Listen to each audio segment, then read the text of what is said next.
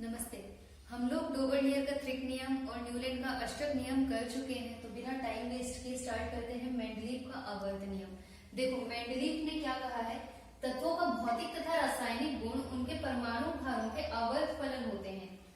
क्या बोला है, तत्वों का जो भौतिक या रासायनिक गुण है उनके परमाणु भार के आवर्त फलन है।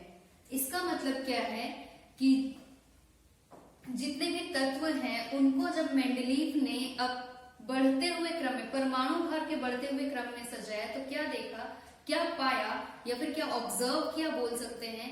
क्या उन्होंने क्या ऑब्जर्व किया कि देखा जिनका गुण समान है, जिनका गुण एक दूसरे से मिलता जुलता है, वो एक निश्चित अवधि के बाद आते हैं।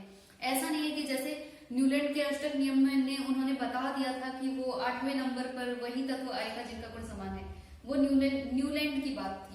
इन्होंने ऐसा नहीं कहा, इन्होंने ऐसा कहा है कि अगर किसी तत्व का गुण समान है तो वो एक निश्चित अवधि के बाद आएगा, ठीक है। और इन्होंने किसके बेसिस पे ये बताया है, भौतिक तथा रासायनिक गुण के बेसिस पे। भौतिक तथा रासायनिक गुण में हम लोग क्या बोल सकते हैं, परमाणु भार, घनत्व, गलनांक, क्वथनांक या फिर रासायनिक आचरण। देखो, फिजिकल और केमिकल प्रॉपर्टीज जिसको हम लोग बोलते हैं, भौतिक या रासायनिक गुण, भौतिक को बोला जाता है फिजिकल और रासायनिक को बोला जाता है केमिकल प्रॉपर्टीज। फिजिकल प्रॉपर्टीज में तुम लोगों का क्या क्या आ जाएगा, वो कैसा दिखता है, उसका कलर क्या है, वो हार्ड है या सॉफ्ट है, ये सब चीज आ जाएगा। मतलब भौतिक गुण में, भौतिक गुण में ही भौतिक और रासायनिक गुण दोनों में क्या क्या इंक्लूड हो जाएगा, परमाणु भार, घनत्व, गलनांक, क्वथनांक, मतलब कि बॉइलिंग पॉइंट, मेल्टिंग पॉइंट, ये तुम्हारा भौतिक गुण भी कहलाता है और रासायनिक गुण भी कहलाता है, ठीक है। जितने भी तब तक, उस समय तक, मतलब मेंडलीव के समय तक जितने भी तत्व ज्ञात थे, उन्होंने उसके बेसिस पे जो आवर्त सारणी सजाया, कैसे सजाया था, परमाणु भार के बढ़ते क्रम में। इसीलिए क्या बोला है, इनका भौतिक तथा रासायनिक गुण क्या है, परमाणु भार का आवर्त फल है, मतलब परमाणु भारों के आवर्त फलन है, ठीक है। तो जितने भी तत्व ज्ञात थे उस समय तक, उन्होंने क्या किया, उसको बढ़ते हुए परमाणु भार के बढ़ते हुए क्रम में सजाया। उसी को कहा गया मेंडलीव का आवर्त सारणी, ठीक है।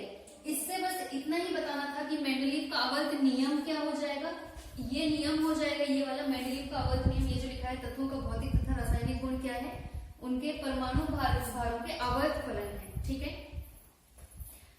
मेंडलीव का आवर्त सारणी क्या हो जाएगा, उस समय तक जितने भी ज्ञात तत्व थे उनको उन्होंने परमाणु भार के बढ़ते क्रम में सजाया, उसी को कहा गया है मेंडलीव का आवर्त नियम। जरूरी नहीं है कि तुम लोग एकदम बुक का जो डेफिनेशन डिट्टो दिया हुआ है उसी चीज को सेम एग्जाम में लिखो, तुम लोग इसको अपने शब्दों में बना के भी लिख सकते हो, उस पर भी मार्क्स मिलेंगे। क्योंकि 10th क्लास में हो तो एग्जामिनर ये देखेगा कि तुम लोग उस टॉपिक से कितना समझे हो, तो तुम लोग उसको अपने शब्दों में भी लिख सकते हो, ठीक है। देखो, मेंडलीव का आवर्त सारणी पढ़ने के बाद अब हम समझेंगे कि मेंडलीव के आवर्त सारणी में कितने वर्ग और कितने उदग्र होते हैं। वर्ग बोला जाता है ग्रुप को, इंग्लिश में इसे ग्रुप कहते हैं, ठीक है। उदग्र बोला जाता है वर्टिकल, इंग्लिश में वर्टिकल कहा जाता है। मेंडलीव ने जो आवर्त सारणी बनाया था उसमें टोटल 8 वर्ग थे और 7 उदग्र थे, मतलब 7 वर्टिकल कॉलम्स थे। इसको हम लोग पीरियड भी कहते हैं, लिखना, इसको पीरियड भी कहते हैं,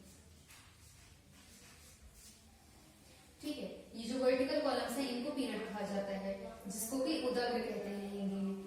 ये वर्ग जो है, मतलब ये जो हमारा ग्रुप है ना, ग्रुप, ये हॉराइजेंटल लाइंस होते हैं। ये क्या होते हैं, हॉराइजेंटल लाइंस होते हैं।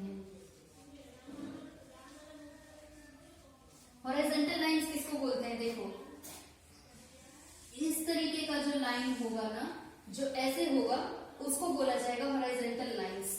मतलब ये जो वर्ग हैं, ये कितने थे, टोटल 8 थे। ये मैंने टोटल 8 नहीं बनाया है, वो जब तुम पीरियडिक टेबल देखोगे, कहीं पे ढूंढोगे तो वहां पे मिल जाएगा। टोटल 8 होंगे, मतलब इस तरीके के जो लाइन होंगे, ये कितने होंगे, टोटल 8 होंगे, ठीक है। मतलब मेंडलीव के आवर्त सारणी में टोटल कितने वर्ग थे, टोटल 8 वर्ग थे, जो कि हॉराइजेंटल लाइंस के फॉर्म में थे, हॉराइजेंटल लाइंस थे, ठीक है। और 7 पीरियड्स थे, जिसको उदग्र कहा जाता है। ऐसे वर्टिकल लाइंस इनको कहा जाता है, जो कि इस तरीके से होते हैं। वर्टिकल, हॉरिजॉन्टल समझ लो ऐसे होगा और वर्टिकल ऐसे होगा। जैसे तुम्हारा एक्स अक्ष जो होता है ना, वो क्या होता है, वो हॉरिजॉन्टल होता है और जो y अक्ष होता है वो वर्टिकल होता है ना, मैथ्स में पढ़े हो तो उससे भी याद रख सकते हो कि जो x की तरह होता है वो हॉरिजॉन्टल कहते हैं और जो y की तरह ऐसे खड़ा रहता है उसको वर्टिकल कहते हैं। तो यहाँ पे जो उदग्र कॉलम है ये कितने होंगे, टोटल 7 होंगे। देखो 1 2 ऐसे करके टोटल 7 होंगे, ठीक है। ये एक चीज है यहाँ पे याद रखने का कि ऐसे कोई क्वेश्चन पूछा जा सकता है कि मेंडलीव की आवर्त सारणी में कितने वर्ग और कितने उदग्र थे, तो टोटल 8 वर्ग थे और 7 उदग्र थे, बस इतना याद रखना है। और मेंडलीव के समय में टोटल जो तत्वों की संख्या थी वो था 63। टोटल जो तत्वों की संख्या थी मेंडलीव के समय में वो 63 था, ठीक है। ऐसा नहीं है कि जो उनका पूरा का पूरा जो आवर्त सारणी है वो पूरा भर गया था, उन्होंने उसमें कुछ रिक्त स्थान भी छोड़े थे, उन्होंने वो रिक्त स्थान छोड़े थे और उन्होंने कहा था कि जब आगे तत्वों का खोज होगा तो क्या होगा, जहां पे उन्होंने जो रिक्त स्थान छोड़ा है वहां पे वो तत्व बैठाने से उसका गुण वो जैसा चाहते हैं परमाणु भार के बढ़ते क्रम में वैसा ही आएगा। और ऐसा ही हुआ, बाद में और तत्वों की खोज हुई और वैसा ही हुआ। एक और चीज क्या हुआ था, इनको अपने आवर्त सारणी में तत्वों को बैठाने के लिए क्या करना पड़ा, किसी किसी तत्व का उनको जैसे कि होता है ना परमाणु भार के बढ़ते क्रम में सजाया था इन्होंने अपने नियम के अनुसार। लेकिन जब उन्होंने आवर्त सारणी बनाया और सजाना शुरू किया तो क्या हुआ, उसमें कहीं कहीं जगह पर ऐसा हुआ कि उनको कुछ तत्वों को इधर उधर करना पड़ा। मान लो जिसका परमाणु भार ज्यादा है वो पहले चला जा रहा है और जिसका परमाणु भार कम है वो बाद में आ रहा है। इस तरीके की कुछ चीजें हुई, मतलब इसके कारण इनका जो मेंडलीव का पीरियडिक टेबल है इसमें कुछ लिमिटेशंस निकले, वो हम अगले क्लास में पढ़ेंगे क्या हुआ था। तो अब क्या हुआ है, अब तो मेंडलीव ने तो सिर्फ इतना सा ही अपना आवर्त सारणी बनाया था जिसमें सिर्फ 63 तत्व थे और थोड़ा थोड़ा सा उन्होंने किसी किसी के लिए जगह छोड़ दिया था। अब अभी तक क्या हो चुका है, जो आधुनिक आवर्त सारणी है इसमें बहुत सारे बदलाव हो चुके हैं, क्योंकि अब 118 और तत्वों की खोज हो चुकी है, निष्क्रिय गैसों की खोज हो चुकी है। तो इन सब के कारण क्या हुआ है, ये वाला आवर्त सारणी भी ज्यादा दिन तक नहीं चला, ठीक है।